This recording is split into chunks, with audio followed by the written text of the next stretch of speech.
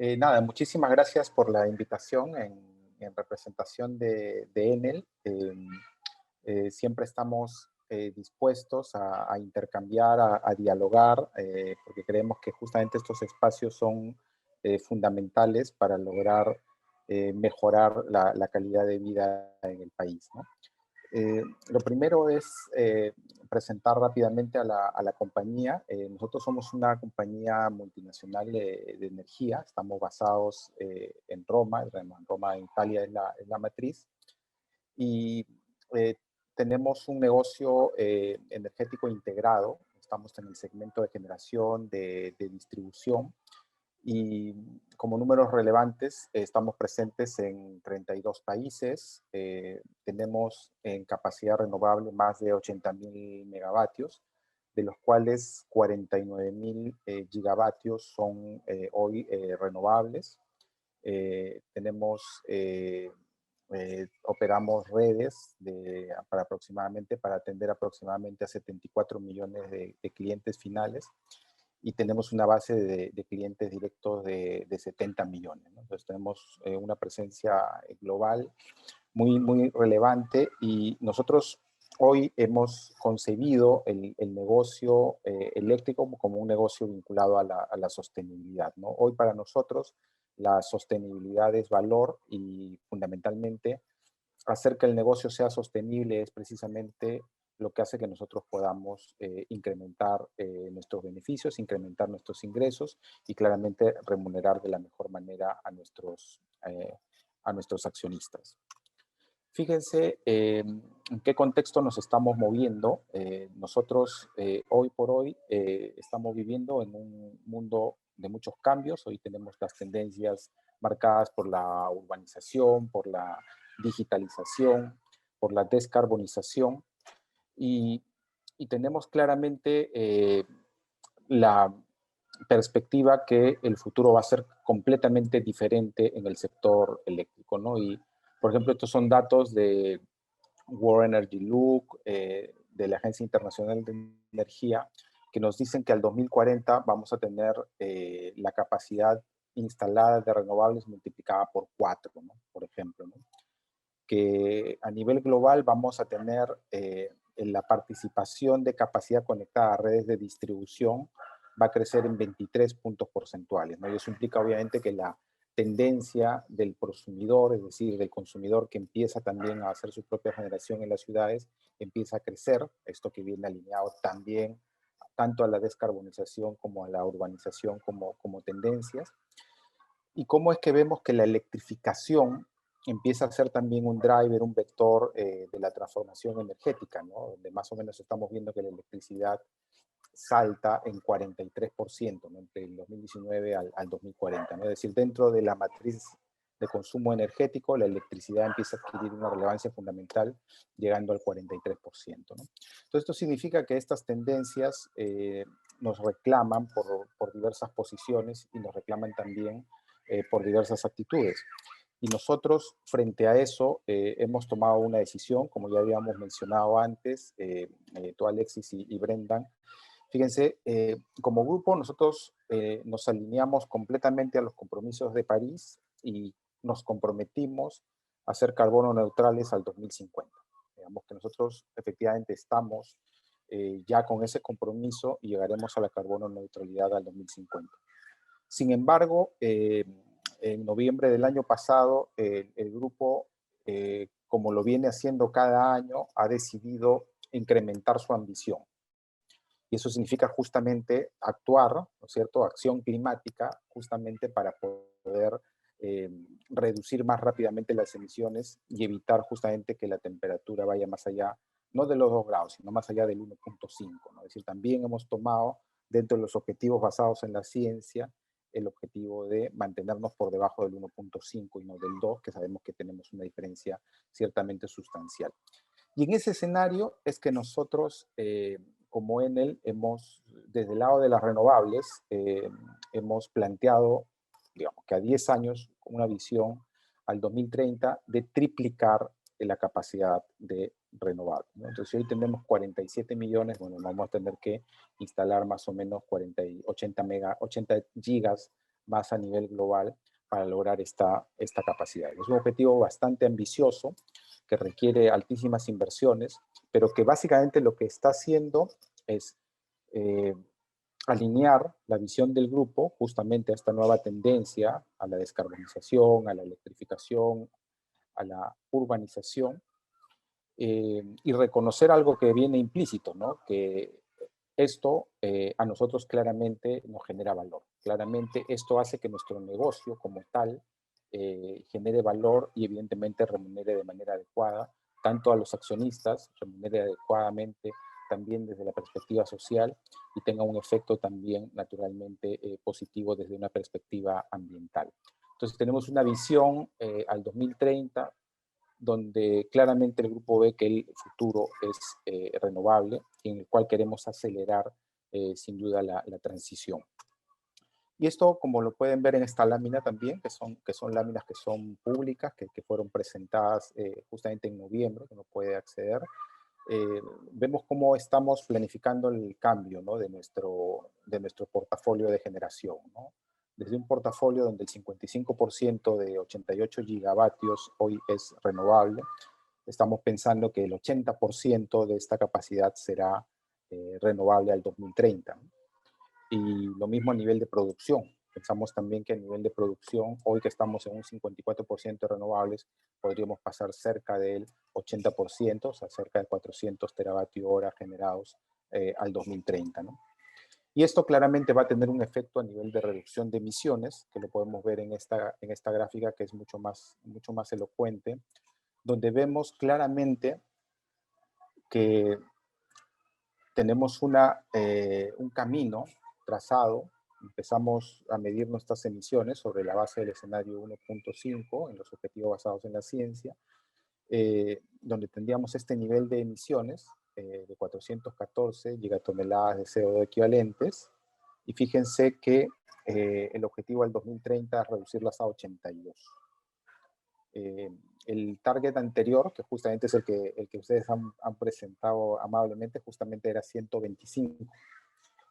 Pero con esta decisión hemos decidido ir un poco más allá y llegar hasta 82, lo que implica una reducción de nuestras emisiones del 80% y obviamente con una visión de full descarbonización total al 2050. ¿No? Entonces es el compromiso fundamental de la compañía y claramente esto se refleja en todos los países y sin duda el Perú es uno de los países que claramente puede ser objetivo de estas inversiones que se van a requerir justamente para alcanzar estos objetivos, ¿no? Porque estamos hablando de miles de megavatios que vamos a instalar en los próximos 10 años. ¿Qué ha pasado en Perú? Bueno, en Perú las renovables han tenido una evolución interesante. Primero, en una primera etapa a nivel de subastas que se han dado. Ustedes pueden ver en este cuadro, hemos tenido 4 subastas y por lo menos en las tecnologías no convencionales hemos tenido una reducción muy importante de costos, digamos que va alineado con lo que justamente ha ocurrido a nivel global, ¿no? Una reducción importante en la tecnología eólica de cerca del 80% y cerca del 60% a nivel de la tecnología eólica, ¿no? Lo que ha hecho que estas tecnologías se conviertan en las tecnologías más competitivas, tanto a nivel global como a nivel nacional a la fecha, ¿no? Y producto de esto, en la última subasta que fue en el 2015, nosotros obtuvimos los que en su momento fueron unos precios récord de adjudicación y realizamos inversión en 2 centrales, ¿no? Las 2 centrales que hoy tienen un tamaño muy importante, que son las más grandes que tenemos en el país, pero que son sumamente relevantes para el sistema, ¿no? Nuestra central solar Rubí, que es una central de 180 megavatios pico, que está ubicada en Moquegua, y nuestro parque eólico Guaira 1, ¿no? Que tiene una capacidad instalada de 132 megavatios. ¿No? Como pueden ver, ambas coincidentemente tuvieron una inversión similar de 165 millones de dólares, que sumados representaron una inversión de 330 millones de dólares que las ejecutamos en muy corto plazo, ¿no? Básicamente entre el año 2016 y 2017. ¿No? aquí se ve el beneficio y el potencial que puede tener la generación renovable, ¿no? Este es un cuadro ya que lo presentamos siempre porque todavía muestra esta diferencia que existe entre los precios ordinarios de energía y los precios de las tecnologías renovables derivados de la cuarta subasta RER, y donde podemos advertir claramente que los precios de las renovables son mucho más competitivos que el resto de tecnologías. Sin embargo, esto fue un hito basado en un régimen de promoción, que es el régimen de la subasta RER. Y este régimen lo que hizo fue crear un espacio específico, ¿no? Una especie de pequeño búngalo para las renovables, capeado al 5%, ¿no? Y que ha impedido en el tiempo que las renovables puedan seguir desarrollándose. También hay una situación de mercado, sin duda, que lo ha impedido. Tiene que ver básicamente con que hoy hay capacidad instalada suficiente, hay sobreinstalación en el país. Eh, pero cuando esto fue diseñado desde una perspectiva de promoción. Probablemente en el 2008 nadie previó que los costos de esta tecnología se iban a reducir a tal nivel que justamente podían llegar a competir y que ameritaban justamente una competencia en el mercado. Entonces, la razón por la que hoy todavía tenemos un stand-by a nivel de desarrollo, a nivel de construcción de proyectos renovables, vinculados a aspectos regulatorios, pero también vinculados a aspectos de mercado. Hablando de aspectos regulatorios, una de las principales barreras que había enfrentado las tecnologías no convencionales era el famoso reconocimiento de la potencia firme, ¿no? Y esto, afortunadamente, ya fue regulado en el año 2019 y ya las tecnologías no convencionales cuentan con un reconocimiento de potencia firme que les permiten, por lo menos a las centrales eólicas, poder competir en igualdad de condiciones con el resto de tecnologías. Para el caso de la solar, dado que se ha elegido como criterio para el reconocimiento de potencia firme, el de la presencia en la hora punta, claramente las mismas no pueden participar porque justamente al empezar la hora punta es que ya se termina la hora solar, ¿no? Es a partir de las 5 de la tarde, ¿no? Entonces lo que sí necesitamos hoy es una regulación complementaria que finalmente termine de permitir a las centrales solares competir y firmar contratos fundamentalmente con distribuidoras, ¿no? Porque eso ulteriormente va a beneficiar al cliente final, porque si uno le vende a la distribuidora, claramente la energía más barata, el precio de la energía más barata será trasladado al cliente final, ¿no? Entonces eso es lo que está pendiente a nivel de regulación, pero estamos viendo un proceso de maduración, ¿no? Primero de maduración económica, de una reducción brutal de costos, luego un proceso de maduración regulatoria que finalmente se ha ido dando digamos, con cierta lentitud, y luego viene un proceso de maduración de mercado, ¿no? Que justamente estamos a puertas de ingresar, porque claramente al momento de superar la sobreoferta, nosotros ya podemos visualizar la necesidad de expandir el sistema. Si superamos la sobreoferta, quiere decir que la demanda está creciendo. Si la demanda está creciendo, tenemos que atenderla. Y para atenderla necesitamos expandir el sistema. Y claramente las máquinas de expansión del sistema tienen que ser las centrales solares y eólicas, básicamente por su competitividad en costos, ¿no?